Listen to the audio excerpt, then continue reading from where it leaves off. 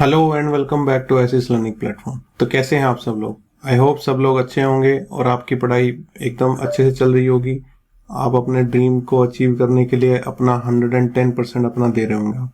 ठीक है, तो पिछली क्लास में हमने नेचर ऑफ रूट्स के बारे में जाना। ठीक है, उसके एक दो क्वेश्चन और हैं, वो हम कर लेते हैं।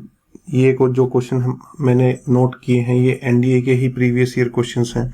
ठीक है, जैसे इस क्वेश्चन में हमसे पूछा गया है find the nature of the roots of the following quadratic equation x square minus 2px plus p square minus q square plus 2qr minus r square is equal to 0। अगर हम इसको स्टैंडर्ड फॉर्म से match करें, that is a x square plus b x plus c is equal to 0 से match करें, तो हमारे a की जो वैल्यू बनती है वो 1 बनती है, b की जो यहाँ पे वैल्यू बनती है वो माइनस 2p बनती है, और c की जो वैल्यू बनती है वो हमारी बनती है p square minus q square plus 2qr और माइनस आर स्क्वेयर। ठीक है भाई, एक्स स्क्वेयर का कोफिशिएंट a होता है, x का कोफिशिएंट हमारा b होता है, और कांस्टेंट टर्म जिसमें x नहीं होता है वो सारी वैल्यू हमारी c की होती है।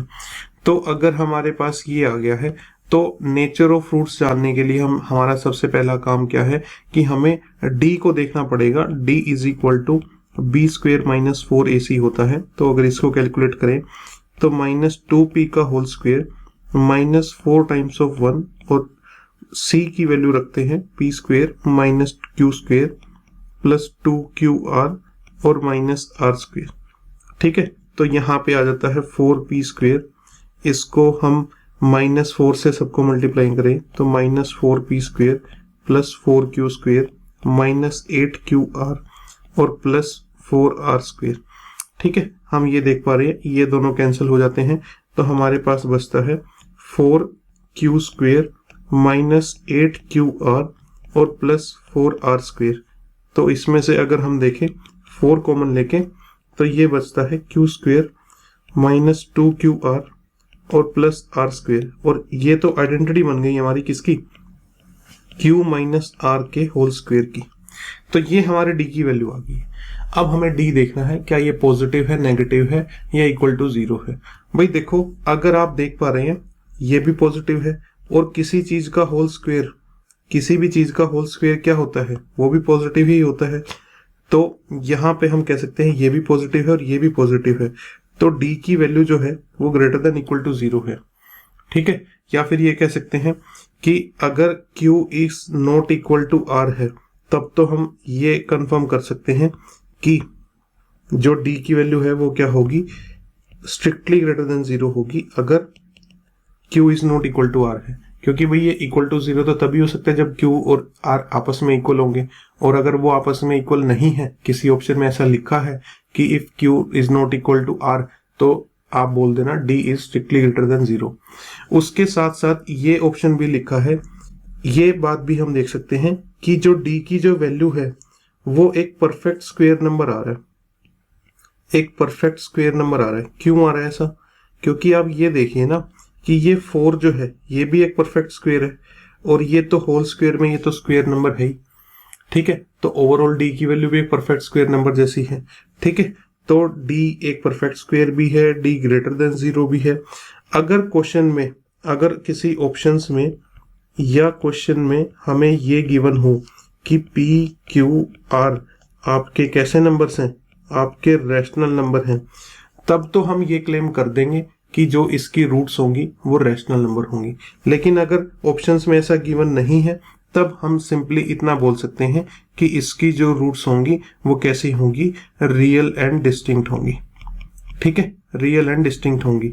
और अगर हमें क्वेश्चन में ये गिवन है कि q is equal to r है, तब हम ये बोल देंगे रियल एंड इक्वल रूट्स होंगी। तो ऑप्शन के हिसाब से हो सकता है। ठीक है, मैंने आपको सारी पॉसिबिलिटी बता दी है यहाँ पे कि रूट्स रियल तो होंगी ही होंगी, वो तो d ग्रेटर देन 0 आया ही है, वो डिस्टिंक्ट होंगी अगर q not equal to r है, और अगर q is equal to r है तो रूट्स आर इक्वल। ठीक है, और अगर p q r तीनों वैल्यूज रैशनल हैं तो रूट्स भी कैसी होंगी, रैशनल होंगी। इस तरीके से इस क्वेश्चन को अटेम्प्ट कर सकते हैं। जैसे नेक्स्ट क्वेश्चन में हमसे कहा गया है find the value of a if this quadratic equation, ये हमारे सामने जो क्वाड्रेटिक इक्वेशन लिखी है इसकी रियल रूट्स हों तो a की वैल्यू क्या होगी, इसकी इक्वल रूट्स हो तो a की क्या वैल्यू होनी चाहिए, और इसकी अगर इमेजिनरी यानी कि कॉम्प्लेक्स रूट हो तो a की वैल्यू क्या होगी। भाई तीनों ही जो नेचर है रूट्स का वो किस पे डिपेंड है, वो डिस्क्रिमिनेंट d की वैल्यू पे डिपेंड है। तो सबसे पहला टास्क तो हमारा ये है कि d को कैलकुलेट कर लेते हैं। अगर हम d को कैलकुलेट करने जाएं तो d यानी कि पहले हम तीनों कोफिशिएंट्स लिख लेते हैं। a कितना है 1 है, b कितना है -8 है, और c कितना है a² -6a है, और डिस्क्रिमिनेंट हमारा आता है b² -4ac को सोल्व करके, यानी कि हमारे पास आ जाएगा ये -8 का स्क्वायर और -4 टाइम्स ऑफ 1 और a² -6a, और ये हमारे पास आ जाएगा 64 -4a² और +24a, और इसमें से अगर हम जो है -4 कॉमन लें तो ये बन जाएगा a² और -6a और -60, ये बन जाएगा हमारे d की वैल्यू। अब d की वैल्यू पे डिपेंड करता है कि रूट्स रियल होंगी, इक्वल होंगी या इमेजिनरी होंगी। तो यहाँ पे सबसे पहला जो पार्ट है, ठीक है, इस पार्ट को सोल्व करने के लिए हमें क्या इंश्योर करना पड़ेगा कि d की वैल्यू क्या होनी चाहिए, >= 0 होनी चाहिए। रियल रूट्स तो तभी आती है ना, यानी कि हमें -b और a² -6a -16 इसको क्या इंश्योर करना पड़ेगा, >= 0 इंश्योर करना पड़ेगा। और अब आ जाता है कंसेप्ट इनइक्वालिटी को सोल्व करने का, यानी कि वेवी कर्व मेथड। और वेवी कर्व मेथड हमने अच्छे से सीखा था। वेवी कर्व मेथड लगाने का सबसे पहला जो है वो ये था कि यहाँ पे माइनस नहीं होना चाहिए, तो इस -4 को हम 0 से डिवाइड कर देते हैं। तो यहाँ पे जो बचेगा वो सिर्फ बचेगा a² -6a -16। 0 को -4 से डिवाइड करोगे तो 0 ही रहेगी, लेकिन नेगेटिव नंबर से डिवाइड करने की वजह से इनइक्वालिटी क्या हो जाएगी, रिवर्स हो जाएगी। ठीक है, और अब हम इसका मिडल टर्म स्प्लिट करके इसके जो है फैक्टर्स निकाल सकते हैं। ये हमारे पास कितना हो जाएगा, ये हो जाएगा a² -8a +2a और -16 is less than equal to 0। और इसको हम लिख सकते हैं कितना, a कॉमन लेके a -8 और इसमें से 2 कॉमन लेके a -8 is less than equal to 0, यानी कि एक फैक्टर बनेगा a -8 और दूसरा फैक्टर बनेगा a +2, और ये क्या हो गया, a is less than equal to 0 हो गया। ठीक है, तो हमें क्या करना है, एक नंबर लाइन प्लॉट कर लेनी है, उस पे दोनों क्रिटिकल पॉइंट -2 और 8 प्लॉट कर लेना है। क्रिटिकल पॉइंट कैसे आएंगे, जो भी आपके लीनियर फैक्टर्स हैं उनको इक्वल टू 0 रखिए और देखिए कि आपके क्रिटिकल पॉइंट्स क्या आ रहे हैं। और फिर यहाँ पे आप एक वेव बनाना चाहें तो बना सकते हैं, डायरेक्टली सोल्व करना चाहें तो डायरेक्टली भी सोल्व कर सकते हैं।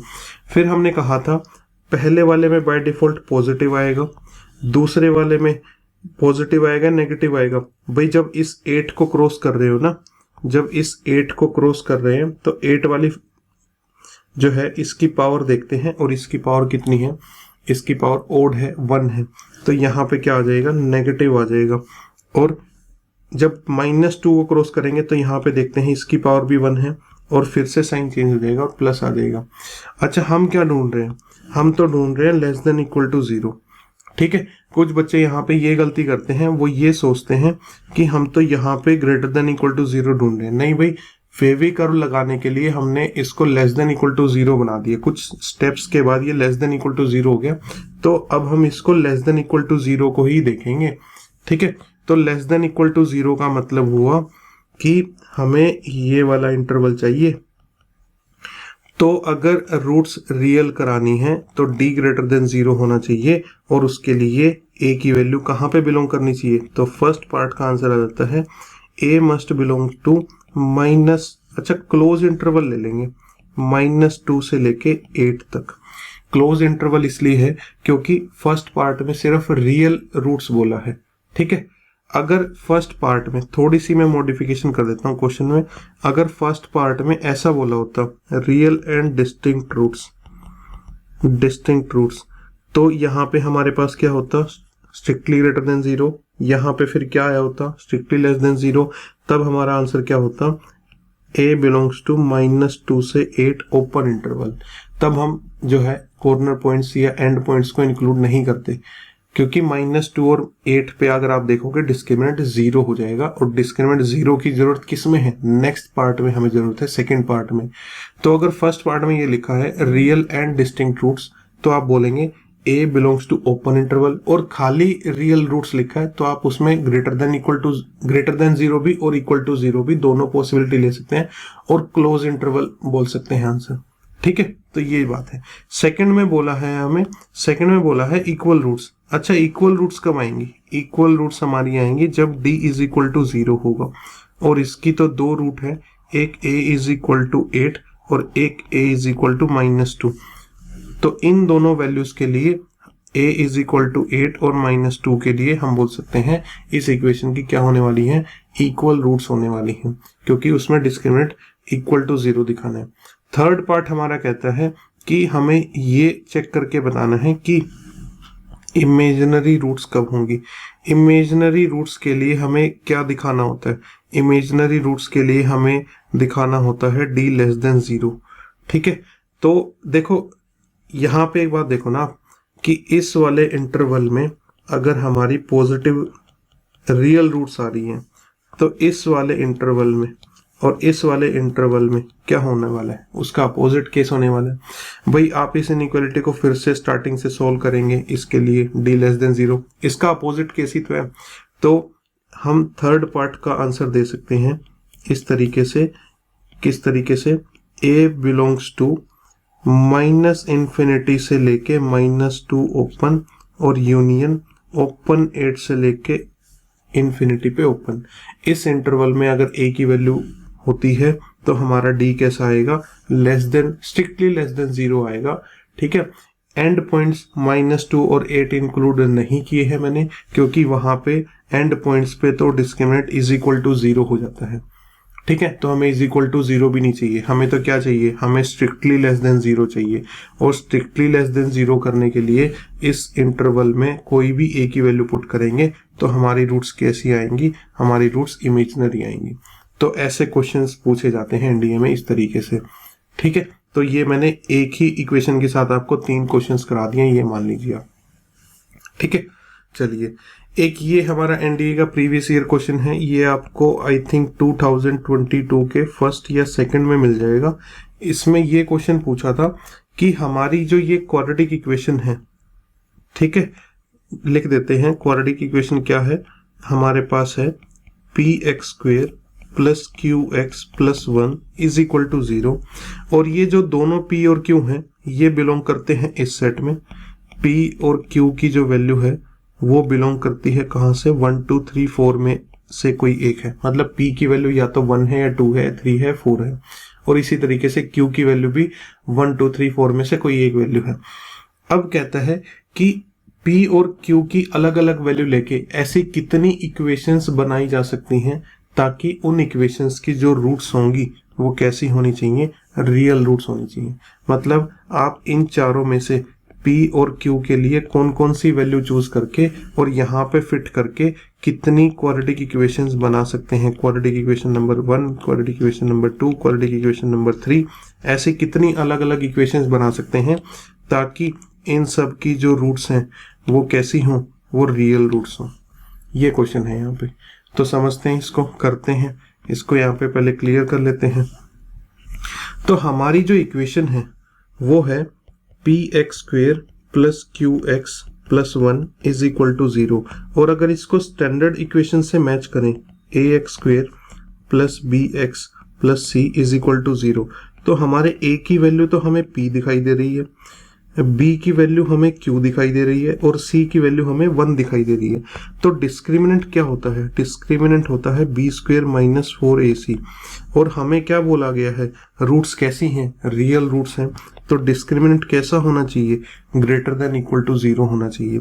अगर discriminant greater than equal to 0 होना चाहिए यानी कि p² माइनस 4ac जो है वो ग्रेटर देन इक्वल टू 0 होना चाहिए, और अगर यहाँ पे सबकी वैल्यू पुट करें तो q² minus 4 times of P जो है वो ग्रेटर देन इक्वल टू 0 होना चाहिए, यानी कि हम ये बोल सकते हैं Q स्क्वेयर की वैल्यू जो है वो 4P से बड़ी होनी चाहिए। इतना हमने जो है देख लिया, ठीक है। अब हम देखते हैं भाई हमारे जो ये P और Q की जो वैल्यू है वो कहाँ से उठानी है हमें, वो हमें उठानी है 1, 2, 3 और 4 में से उठानी है। और किस तरीके से उठानी है ताकि ये वाली कंडीशन जो है सेटिस्फाई हो जाए, इसी को लिख लेते हैं कि Q square is greater than equal to 4P होना चाहिए, और साथ में P और Q की वैल्यू कहाँ से होनी चाहिए, 1, 2, 3, 4 में से होनी चाहिए। इतना आपको आई थिंक यहाँ तक समझ में आ गया होगा। अब बनाते हैं। देखो भाई मैं एक छोटा सा चार्ट बना लेता हूँ, किसके लिए, P और Q की वैल्यू के लिए, ठीक है। Q और P की वैल्यू के लिए एक चार्ट बना लेता हूँ। अगर जो मैं सीधा ही लिख लेते हैं, यहाँ पे P और यहाँ पे Q। अगर जो मैं P को 1 ले लूं, P को 1 लिया तो ये इक्वेशन क्या बन जाएगी, Q square is greater than equal to 4 बन जाएगी। तो अब ये बताइए P की वैल्यू क्या हो सकती है, क्या Q की वैल्यू क्या हो सकती है, क्या Q की जगह 1 पुट कर सकता हूँ, क्या 1 का स्क्वायर 4 से बड़ा होगा, नहीं। क्या 2 का square greater than equal to 4 होगा, होगा भाई। इसमें इक्वल टू वाली पॉसिबिलिटी है, तो Q को या तो 2 ले सकते हैं, और क्या ले सकते हैं भाई, 3 का स्क्वायर भी तो 4 से बड़ा हो रहा है, तो इसको Q को 3 भी ले सकते हैं, और 4 का स्क्वायर भी तो 4 से बड़ा हो रहा है, ठीक है। मैं वापस से रिपीट करता हूँ, मैं क्या कह रहा हूँ कि मैंने इस इक्वेशन में इस P की वैल्यू फिक्स कर ली, इस P की वैल्यू मैंने क्या फिक्स कर ली, 1 फिक्स कर ली, तो उसकी वजह से ये इक्वेशन या इनइक्वालिटी क्या बन गई, Q square is greater than equal to 4। अब यहाँ पे Q की कौन कौन सी वैल्यू मैं ले सकता हूं जो इस इनइक्वालिटी को जस्टिफाई करेगी, भाई 1 लूंगा तो 1 square greater than equal to 4 तो गलत हो जाएगा, 2 square greater than equal to 4 हो जाएगा क्योंकि इसमें इक्वालिटी वाली पॉसिबिलिटी भी है, 3 स्क्वायर भी ग्रेटर देन 4 हो जाएगा, और 4 स्क्वायर भी ग्रेटर देन इक्वल टू 4 हो जाएगा। तो P Q की वैल्यू मैं इनमें से जो है कोई भी एक ले सकता हूँ 2, 3, 4 में से, ठीक है। तो तीसरी पॉसिबिलिटी क्या आ जाती है, 2, 3, 4 की, ये बात होगी, ठीक है। इसको हटा देते हैं, इतना हो गया। अब मैं क्या करता हूं, P की कोई और वैल्यू लेके देखता हूं। P को अगर मैंने 2 लिया तो ये इक्वेशन क्या बन जाएगी, Q square is greater than equal to 4 2 8। तो अब क्या मैं Q को 1 ले सकता हूं, नहीं, ये तो गलत हो जाएगा। क्या मैं 2 ले सकता हूं, ये भी गलत हो जाएगा। क्या मैं 3 ले सकता हूं, बिल्कुल ले सकता हूं। और क्या मैं 4 ले सकता हूं Q को, बिल्कुल ले सकता हूं। तो यहाँ पे Q के लिए या तो 3 या फिर 4, और इसी तरीके से इसी पैटर्न पे चलते हुए अगर मैं P की वैल्यू 3 फिक्स कर देता हूं तो यहाँ पे ये इक्वेशन बन जाती है Q square is greater than equal to 12। तो यहाँ पे जो है 3 का स्क्वेयर ग्रेटर देन 12 तो गलत हो जाएगा, 4 का स्क्वेयर इज ग्रेटर देन 12। तो यहाँ पे Q की वैल्यू के लिए 4 ठीक रहेगा। और फाइनली अगर मैं फाइनली अगर मैं P को 4 लेने की कोशिश करूं तो यानी कि ये इक्वेशन बन जाएगी Q square is greater than equal to 16, और इसमें से मेरे को क्या मिल सकता है, 4 का square is greater than equal to 16। भाई इक्वल टू वाली पॉसिबिलिटी भी तो है ना, तो इक्वल टू है तो भी चलेगा मेरे को, तो 4 के लिए भी 4 हो सकता है। तो अब बताइए P और Q की कितने पेयर बन रहे हैं, P और Q की कितनी वैल्यूज के पेयर बन रहे हैं। एक तो बन रहा है 1,2, 1,3 और 1,4। 3 इक्वेशंस तो यहाँ से मिल जाएंगी, 3 इक्वेशंस तो इनकी हेल्प से जनरेट कर लूंगा। और क्या क्या है, 2,3, 2,4, 2 इक्वेशंस मेरे को यहाँ से मिल जाएंगी, 3,4 और 4,4, 2 इक्वेशंस इनकी हेल्प से मिल जाएंगी। तो टोटल जो है मेरे को 7 इक्वेशन मिल जाएंगी जिसका डिस्क्रिमिनेंट क्या होने वाला है, ग्रेटर देन इक्वल टू 0 होने वाला है, यानी कि उसकी रूट्स कैसी होने वाली हैं, रियल रूट्स होने वाली हैं। इस तरीके से इस क्वेश्चन को देखना था। मेरा समझाने में भले ही थोड़ा सा ज्यादा टाइम लगा है, बट आप इस क्वेश्चन को इस तरीके से करेंगे तो इतना टाइम नहीं लगेगा। हाँ, बाकी क्वेश्चन से थोड़ा सा लेंदी प्रोसेस है इसका, बट इसके अलावा इसका कोई शॉर्टकट भी नहीं है, ठीक है। क्योंकि यहाँ पे वैल्यूज नहीं दी हैं P Q की, इनमें से ही अलग अलग वैल्यूज पुट करके देखना है और बताना है 6 इक्वेशन बन सकती हैं, 7, 10 या 12 इक्वेशन बन सकती हैं, और वो सारे केस हमें लेके देखने पड़ेंगे। ठीक है, अल्टीमेट कंसेप्ट क्या काम आया? अल्टीमेट कंसेप्ट तो ये काम आया है कि हमने d को ग्रेटर देन इक्वल टू 0 किया है। ठीक है, अब उसको इस तरीके से तोड़ मरोड़ के हमने यूज किया है उस। ठीक है, चलिए फिर आगे चलते हैं। अच्छा, ये जो हमारी क्वाड्रेटिक इक्वेशन होती है इसका ग्राफ भी होता है। ठीक है, इसका जो ग्राफ प्लॉट करेंगे वो दिखता कैसा है, लिख देते हैं। हमारी जो क्वाड्रेटिक इक्वेशन है वो कौन सी है? हमारी क्वाड्रेटिक इक्वेशन है ax² प्लस bx और प्लस c। इसको मैं अगर y इज इक्वल टू ऐसे करके एक फंक्शन की तरह लिखूं, एक फंक्शन की तरह लिखूं, ठीक है, फंक्शन भी पढ़ेंगे हम फंक्शन क्या होते हैं, बट अभी इज इक्वल टू वाई करके मैंने इसको लिख दिया। तो जब इसका ग्राफ प्लॉट करूंगा तो वो ग्राफ कैसा बनेगा, उसके सिर्फ रूट्स का नेचर से ही हम बता सकते हैं कि उसका ग्राफ कैसा बनेगा। ठीक है, मैं आपको या फिर एनडीए आपको ये नहीं पूछने वाला कि इसका ग्राफ प्लॉट करके बताओ। ठीक है, लेकिन मोटी मोटी बातें हैं उसके ऊपर जो उसकी एनालिसिस है वो जरूर पूछी जा सकती है या फिर हमारे क्वेश्चन में काम आ सकती है। ठीक है, अभी हमने देखा कि अगर रियल एंड डिस्टिंक्ट रूट है, रियल एंड डिस्टिंक्ट रूट कब होंगी? जब d इज ग्रेटर देन 0। जब भी आपका d ग्रेटर देन 0 होगा और ये जो पहला कोफिशिएंट है a, ये अगर ग्रेटर देन 0 होगा, अगर d ग्रेटर देन 0 है और a ग्रेटर देन 0 है, अगर ये दोनों बातें एक साथ जस्टिफाइड हैं, तो आपका जो इस क्वाड्रेटिक इक्वेशन का जो कर्व बनेगा या ग्राफ बनेगा वो एक अपर पैराबोला बनेगा। और अपर पैराबोला बनेगा यानी कि वो इस टाइप का ग्राफ बनेगा। ये जो मैंने यहाँ पे ग्राफ बनाया हुआ है इस टाइप का ग्राफ बनेगा। ठीक है, ये हमारा कौन सा एक्सिस है? ये हमारा एक्स एक्सिस है।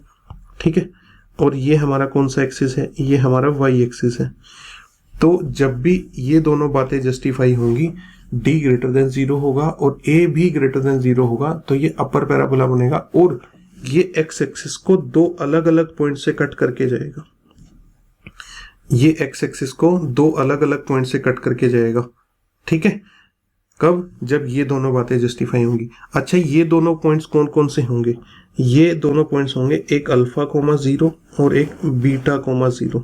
जोन सी छोटी रूट है वो मैंने अल्फा ली है, छोटे वाली रूट को मैंने क्या लिया है? अल्फा लिया है।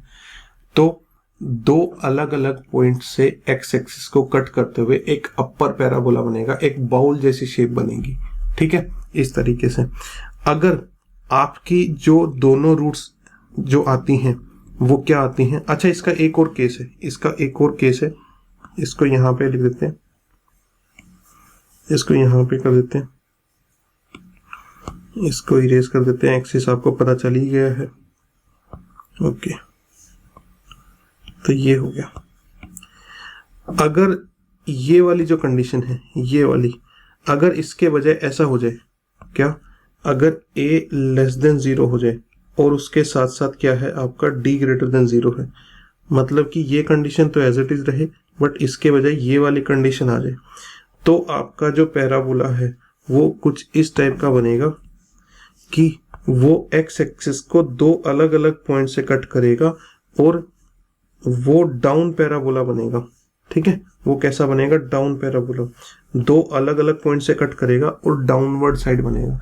ये किसके ऊपर डिपेंड करता है? ये डिपेंड करता है ए के साइन के ऊपर। ए कौन है भाई? ए को मत भूलना, ए हमारा ये है एक्स स्क्वायर का कोफिशिएंट। मैं एक बार दोनों के एग्जांपल लिख देता हूँ, दोनों का एग्जांपल लिख देता हूँ। जैसे कि example y is equal to x square minus 4x और प्लस 4 इज इक्वल ये इतना। ठीक है, अगर इसका आप ग्राफ बनाएंगे तो इसका आपको क्या चेक करना है? इसका आपको चेक करना है डिस्क्रिमिनेंट ग्रेटर देन 0 आ रहा है, इसका आपको चेक करना है a ग्रेटर देन 0 है। भाई यहाँ पे देखो इसका साइन पॉजिटिव है, तो आप कह सकते हैं कि ये जो है इसका ग्राफ कुछ ऐसा बनने वाला है, दो अलग अलग पॉइंट से कट करके जाने वाला है। ठीक है, और अगर इसी इक्वेशन को मैं ऐसे रिप्रेजेंट कर दूं, कैसे? इसी इक्वेशन को मैं ये लिख दूं कि minus x square plus 4x और माइनस 4, ऐसे अगर मैं इसको लिख दूं तो इसका जो ग्राफ होने वाला है वो क्या होने वाला है, वो कुछ इस तरीके से होने वाला है कि वो डाउन पैराबोला बनेगा और दो अलग अलग पॉइंट पे कट करेगा। क्यों? क्योंकि इसका डिस्क्रिमिनेंट तो ग्रेटर देन 0 है, बट इसका a कैसा है, इसका a लेस देन 0 है। ठीक है, तो ये दो कंडीशन पे पैराबोला टाइप का कर्व बनेगा। पैराबोला तो हमेशा बनेगा, जो ये हमारी क्वाड्रेटिक इक्वेशन है इसका जो कर्व है वो पैराबोला ही बनेगा। अब बात ये है कि वो अपसाइड वाला होगा या डाउनवर्ड साइड वाला होगा, और दूसरी बात ये है कि वो एक्स एक्सिस को कट करेगा या नहीं करेगा, एक पॉइंट पे कट करेगा या दो अलग अलग पॉइंट पे कट करेगा। ये मैं इस स्लाइड में आपको बताना चाह रहा हूं। ठीक है, चलिए तो इसके लिए भी हो गया। अब सेकंड केस पे आ जाते हैं। सेकंड केस कहता है कि अगर आपकी रूट्स कैसी हैं, नॉन रियल रूट्स हैं या फिर कॉम्प्लेक्स रूट्स हैं। अच्छा, ऐसी रूट्स कब आती थी? जब हमारे डिस्क्रिमिनेंट की वैल्यू क्या हो, लेस देन 0 हो। और अगर उसके साथ साथ आपका a पॉजिटिव है तो आपका जो कर्व बनेगा वो अपसाइड वाला बनेगा और एक्स एक्सिस को टच ही नहीं करेगा, मतलब पूरा का पूरा एक्स एक्सिस से ऊपर ही रहेगा। ये देखो, ये एक्स एक्सिस से ऊपर ही है और बिना उसको कट किए ये उसको यहीं से इसने यू टर्न मार लिया। ठीक है, इसने यहीं से जो है, इसने यहां से ऐसे आया और यहां से इसने यू टर्न ले लिया। ठीक है, एक्स एक्सिस तो यहाँ पे नीचे रह गया और इसको इसने टच ही नहीं किया। ठीक है, और अगर इसका अपोजिट केस ले हम, अपोजिट केस क्या ले हम, अगर d लेस देन 0 के साथ साथ अपोजिट केस ये ले लें हम, यहाँ पे दोनों जगह लेस देन 0 है, लेकिन यहाँ पे a लेस देन 0 अगर ले लूँ मैं, तो इसका जो कर्व बनने वाला है वो कुछ ऐसा बनने वाला है कि वो नीचे से ही यू टर्न मार जाएगा, एक्स एक्सिस को कट करेगा ही नहीं। ठीक है, ये जो है नीचे से ही यू टर्न मार देगा ऐसे। ठीक है, ये देखो हमारा ये एक्स एक्सिस ऊपर रह गया, इसको इसने टच ही नहीं किया। तो अगर रियल एंड डिस्टिंक्ट रूट है तो दो पॉइंट पे कट करेगा।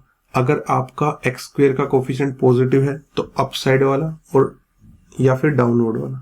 दूसरा केस हमने देखा नॉन रियल रूट्स वाला, तो उसमें एक्स एक्सिस को टच ही नहीं करेगा, या तो ऊपर से यू टर्न मार जाएगा, नीचे से।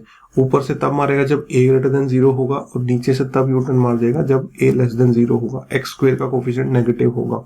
ठीक है, थर्ड लास्ट केस बच जाता है हमारा। थर्ड केस क्या है कि अगर आपके जो है डिस्क्रिमिनेंट की वैल्यू इक्वल टू 0 है और उसके साथ साथ अगर a पॉजिटिव है तो वो अपसाइड पैराबोला बनेगा, कुछ ऐसा पैराबोला बनेगा और एक्स एक्सिस को कितने पॉइंट पे टच करेगा, सिर्फ एक ही पॉइंट पे टच करेगा। ठीक है, और अगर ऐसा है, क्या है, अगर d इक्वल टू 0 के साथ साथ अगर आपका a लेस देन 0 हो जाता है तो आपका जो कर्व बनने वाला है वो आपका बनने वाला है नीचे से जो है उसको एक पॉइंट पे टच करके निकल जाएगा वो। ठीक है, नीचे से एक ही पॉइंट पे टच करके निकल जाएगा वो। तो ये डिपेंड करता है अपसाइड होगा या डाउनवर्ड साइड होगा, ये डिपेंड करता है a की वैल्यू पे। a अगर पॉजिटिव है तो अपसाइड, a नेगेटिव है तो डाउनवर्ड साइड। और एक पॉइंट पे टच करेगा, दो पॉइंट पे टच करेगा या एक भी पॉइंट पे टच नहीं करेगा, ये डिपेंड करता है रियल एंड डिस्टिंक्ट रूट है, कॉम्प्लेक्स रूट है या फिर इक्वल रूट है। ठीक है, ये चीज है। चलिए, तो अब हम आ जाते हैं इस क्लास के सबसे मेन टॉपिक पे, जहां से बार बार घुमा फिरा के क्वेश्चन आते हैं। मैंने सबसे स्टार्टिंग में कहा था कि कुछ बच्चों को ये चैप्टर टफ इसलिए लगता है क्योंकि इसकी जो स्टेटमेंट्स होती हैं वो स्टेटमेंट ही बच्चे जो समझ नहीं पाते हैं। मैं नेक्स्ट क्लास में जो है इसके क्वेश्चंस भी आपको लेके आऊंगा एनडीए के, लेकिन अभी के लिए कंसेप्ट ये समझ लेते हैं। कई बार क्या होता है कि हमारे पास ये जो इक्वेशन दी होती है, ये हमारी इक्वेशन होगी क्वाड्रेटिक इक्वेशन, और हमें पता है इसकी दो रूट्स होती हैं, अल्फा और दूसरी रूट कौन सी है, बीटा। ठीक है, तो हमसे वो ये पूछ लेता है कि भाई अल्फा स्क्वायर बीटा स्क्वायर की वैल्यू बताओ, alpha cube plus beta cube की वैल्यू बताओ। और ज्यादा से ज्यादा अभी तक की जितनी नॉलेज है हमें उसके बारे में क्या पता है, हमें ये पता है कि दोनों रूट्स का सम कैसे निकाल सकते हैं, माइनस बी बाई ए करके, और दोनों रूट्स का प्रोडक्ट कैसे निकाल सकते हैं, सी बाई ए करके। इतना तो अभी तक हमें पता है। ठीक है, लेकिन इस नॉलेज के बेसिस पे, इस वाली नॉलेज के बेसिस पे ये कुछ ऐसी चीजें पूछ लेते हैं कि अल्फा स्क्वायर बीटा स्क्वायर बताओ। ठीक है, एक एग्जांपल लिख देता हूं मैं, जैसे कि ऐसे लिखेगा क्वेश्चन कि आपके सामने ये इक्वेशन है कि एक्स स्क्वेयर और plus 3x minus 4 is equal to 0, minus 3x minus 4 is equal to 0 ऐसे बोल दिया, और बोलेगा कि इसकी दो रूट्स हैं अल्फा और बीटा, और हमें बताओ alpha square plus beta square कितना होगा। Alpha square plus beta square की जो वैल्यू है वो कितनी होगी। अब बच्चे कहेंगे सर दोनों रूट्स निकाल लेते हैं और दोनों का स्क्वेयर कर देंगे और ऐड कर देंगे, या दोनों का क्यूब कर देंगे और ऐड कर देंगे। लेकिन नहीं भाई, ऐसा है, ये इक्वेशन जो लिखी है हो सकता है इसकी रूट्स आप आसानी से निकाल दें, लेकिन बहुत सारी इक्वेशंस ऐसी होंगी, वो क्वेश्चन ऐसे दे देगा कि जो है mx square minus m plus n x minus n is equal to 0, फिर पूछ लेगा आपसे alpha square plus beta square की वैल्यू क्या होगी। तब ऐसी इक्वेशंस की रूट कैसे निकालेंगे। हमने आज की क्लास में सबसे पहला क्वेश्चन वो पी स्क्वेयर क्यू स्क्वेयर वाला किया, वैसी कोई इक्वेशन बना देगा, ए डाल देगा। तो ऐसे क्वेश्चंस की जरूरी तो नहीं है हमेशा ही रूट निकालना पॉसिबल है, तो कुछ तो ऐसे तरीके होने चाहिए, कुछ हमारे पास ऐसे तरीके होने चाहिए जो सिर्फ इसी इंफॉर्मेशन को यूज करके हम ये सारी चीजें कैलकुलेट कर सकें। ठीक है, सबसे पहला देखते हैं। सबसे पहले में लिखा है alpha square plus beta square. आपने बचपन में ये आइडेंटिटी पढ़ी होगी दैट a प्लस बी का whole square is equal to a square plus b square plus 2ab। क्या इसको मैं ये लिख सकता हूँ a प्लस बी का whole square minus 2ab is equal to a square plus b square. अब आप थोड़ा सा मैचिंग करने की कोशिश करो, यहाँ पे हमसे ये पूछा है। ठीक है, अब ये बताओ क्या हमारे पास दोनों रूट्स का जो है, क्या हमारे पास दोनों रूट्स का सम नहीं है। क्या हमारे पास यहाँ पे दोनों रूट्स का सम नहीं है, बिल्कुल है। और क्या हमारे पास दोनों रूट्स का प्रोडक्ट नहीं है, बिल्कुल है। वो तो हम यहाँ से माइनस बी बाई ए करके भाई अल्फा प्लस बीटा यहाँ से हम निकाल लेंगे माइनस बी बाई ए करके, और अल्फा इंटू बीटा करके सी बाई ए करके निकाल लेंगे, और उन दोनों वैल्यू को यहाँ पे पुट कर देंगे तो ये वाली वैल्यू आ जाएगी। तो 8th 9th क्लास में एल्जेब्राइक आइडेंटिटी, बहुत सारी ऐसी आइडेंटिटी हमने पढ़ी थी, बस उन्हीं आइडेंटिटीज का यूज करना है। ठीक है, ये चीज है। तो मैं अब यहाँ पे लिख देता हूं कि हमें ये इक्वेशन गिवन होगी, उसकी हेल्प से ये हम फाइंड आउट कर लेंगे, और फिर अगर क्वेश्चन ने alpha square plus beta square पूछा है तो उसकी वैल्यू हो जाएगी अल्फा प्लस बीटा का होल स्क्वेयर और minus 2 times of alpha into beta. ठीक है, ये चीज है। इसको मैं यहाँ पे अलग कलर से लिख देता हूँ ताकि आपको पता रहे कि ये हमें पता है। अल्फा प्लस बीटा और अल्फा इंटू बीटा, ये भी हमें पता होगा और ये भी हमें पता होगा, क्योंकि ये हम अच्छे से निकालना सीख चुके हैं। ठीक है, ये तो हो गया फर्स्ट। अब सेकंड की देख लेते हैं। सेकंड में alpha cube plus beta cube पूछा है। ठीक है, तो alpha cube plus beta cube, मैं ये वाली आइडेंटिटी यूज कर लेता हूँ। अल्फा प्लस बीटा का होल क्यूब क्या हो सकता है, alpha cube plus beta cube plus 3 times of alpha into beta और अल्फा प्लस बीटा, ये हो सकता है। हमें ये चाहिए तो इसको हम इधर माइनस में लेके आते हैं, तो ये बन जाएगा अल्फा प्लस बीटा का whole cube minus 3 times of alpha beta और अल्फा प्लस बीटा। हो जाएगा कि नहीं हो जाएगा, और ये किसके इक्वल आ जाएगा, अल्फा प्लस बीटा क्यूब के इक्वल आ जाएगा। बस हमारे पास सम भी है, ये सम भी है और ये प्रोडक्ट भी है। तो इसको मैं लिख देता हूँ फाइनली यहाँ पे। तो ये हमारे पास हो जाएगा कितना, अल्फा प्लस बीटा का whole cube minus 3 times of alpha beta और इंटू अल्फा प्लस बीटा। यहाँ पे ध्यान देना, यहाँ पे माइनस है। ठीक है, तो अब क्या है, हमारे पास सम भी है, ये वाला सम भी है और ये प्रोडक्ट भी है। इन दोनों फॉर्मूले की हेल्प से हमारे पास सम की वैल्यू भी है, प्रोडक्ट की वैल्यू भी है, और उसको यहाँ पे पुट करके हम alpha cube plus beta cube निकाल सकते हैं। ठीक है, दूसरा क्या है, अल्फा माइनस बीटा का होल स्क्वायर पूछा है हमसे। ये कैसे कर सकते हैं, ये हम कर सकते हैं अल्फा माइनस बीटा का होल स्क्वायर। तो ये देखो किसके इक्वल आएगा, ये इक्वल आएगा alpha square plus beta square minus 2 alpha beta. अब देखो प्रोडक्ट तो हमारे पास है ही, और ये कहाँ से है, ये यहाँ से देखो ना, फर्स्ट इक्वेशन में हम निकाल चुके हैं ना। तो जैसे फर्स्ट इक्वेशन में जो चीज निकाली है उसको यूज करो यहाँ पे। तो इसको हम लिख सकते हैं क्या, अल्फा प्लस बीटा का whole square minus 2 times of alpha beta, और फिर minus 2 times of alpha beta, या फिर इसको शॉर्ट में कह सकते हैं अल्फा प्लस बीटा का whole square minus 4 times of alpha beta. ठीक है, तो इस तरीके से मैं इसको यहां से हटा के और फाइनली लिख देता हूं रिजल्ट ये वाला। तो ये हमारे पास इसका रिजल्ट हो जाएगा।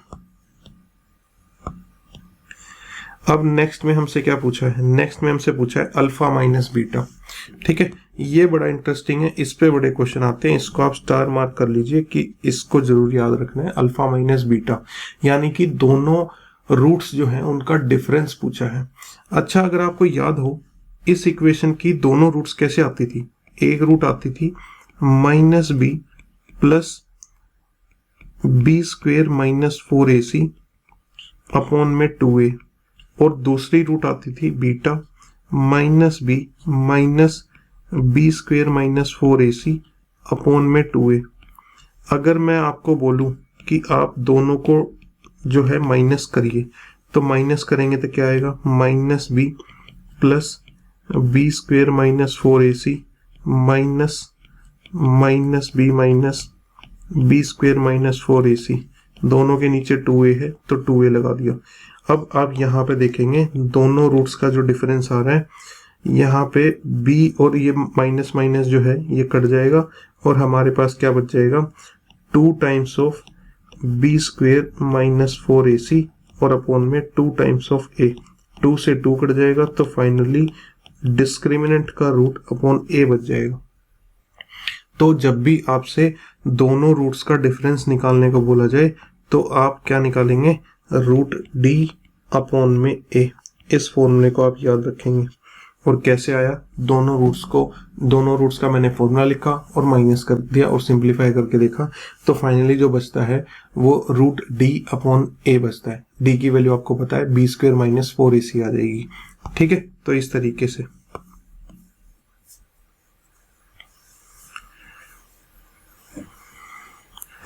अब नेक्स्ट में हमसे क्या पूछा गया है, alpha square minus beta square. भाई ये तो अल्फा माइनस बीटा होता है और अल्फा प्लस बीटा होता है, ये तो हमें यहीं से पता है कि दोनों रूट्स का सम क्या होता है, माइनस बी बाई होता है। ये कहाँ से पता है, अभी अभी तो जस्ट कैलकुलेट किया। तो अल्फा माइनस बीटा कैलकुलेट कर लीजिए रूट डी अपॉन ए करके, और उसको यहाँ पे पुट कर दीजिए, मल्टीप्लाई कर दीजिए सम ऑफ अल्फा प्लस बीटा इस वाली चीज से। ठीक है, तो ये तो इजी था अब हमारे लिए। तीसरा लास्ट आ जाता है ये alpha cube minus beta cube. इसके लिए मैं डायरेक्ट आइडेंटिटी लिख देता हूँ, आप देख सकते हैं वो कैसे आएगी। वो आएगी हमारे पास इस वाले फॉर्मूले के, अल्फा माइनस बीटा का whole cube plus 3 times of alpha into beta और अल्फा माइनस बीटा। ठीक है, ये आएगी। अब हमारे पास डिफरेंस भी है, डिफरेंस कहाँ से है, यहाँ से है, और प्रोडक्ट तो हमारे पास c अपॉन a है ही।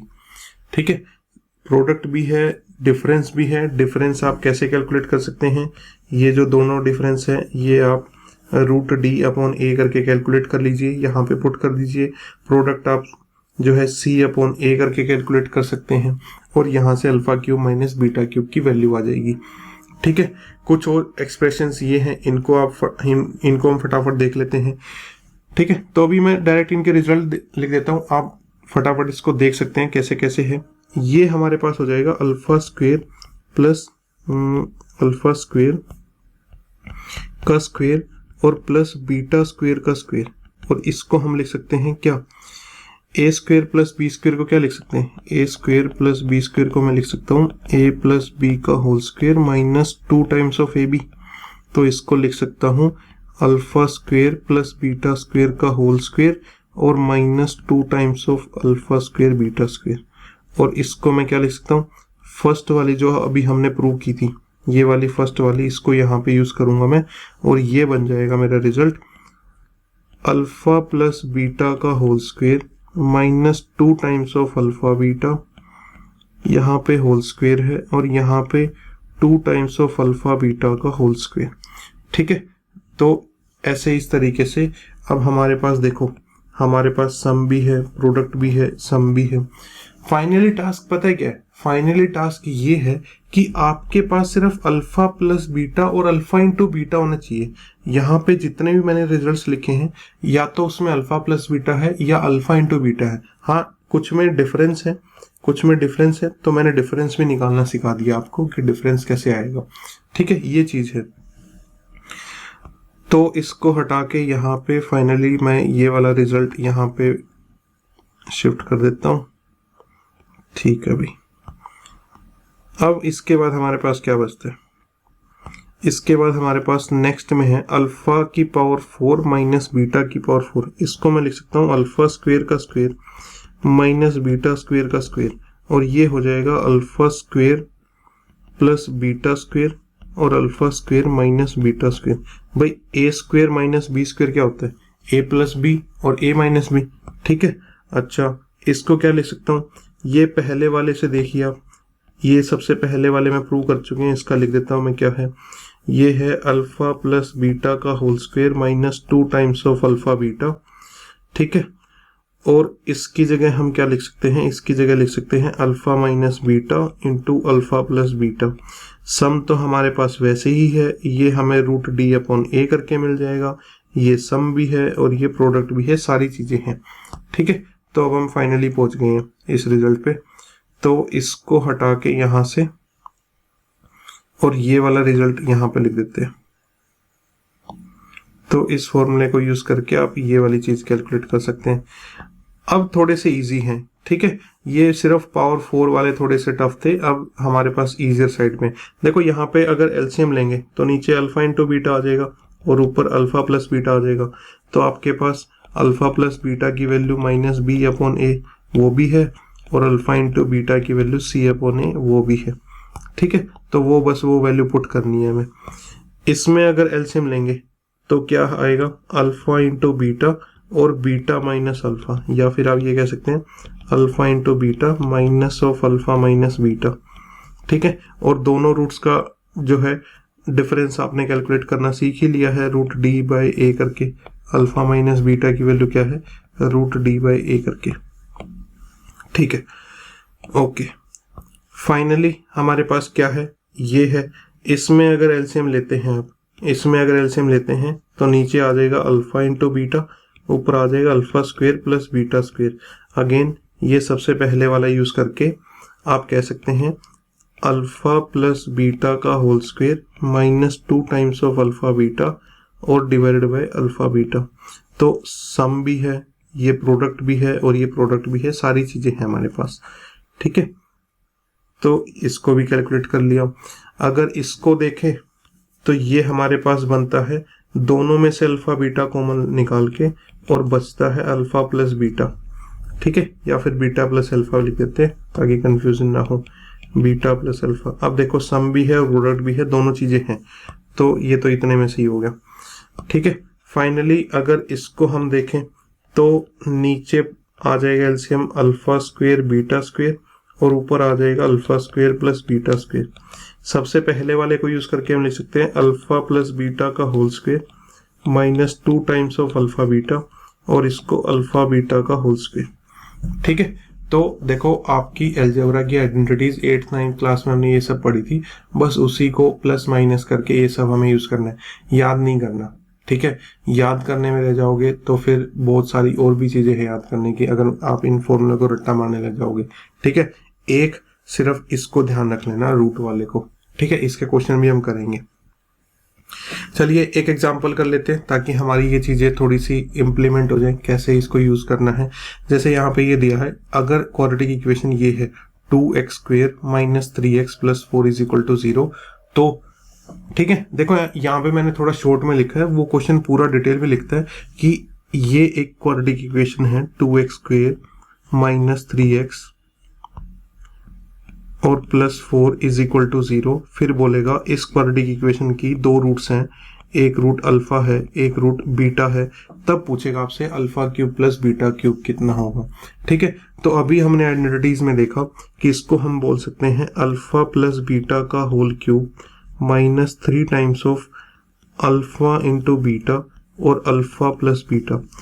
तो ऑल आई नीड इज इस क्वेश्चन को, इस पार्ट को सोल्व करने के लिए मेरे को सिर्फ दोनों रूट्स का सम अल्फा प्लस बीटा पता होना चाहिए और दोनों रूट्स का प्रोडक्ट अल्फा इंटू बीटा पता होना चाहिए। तो वो निकालना तो बहुत इजी है।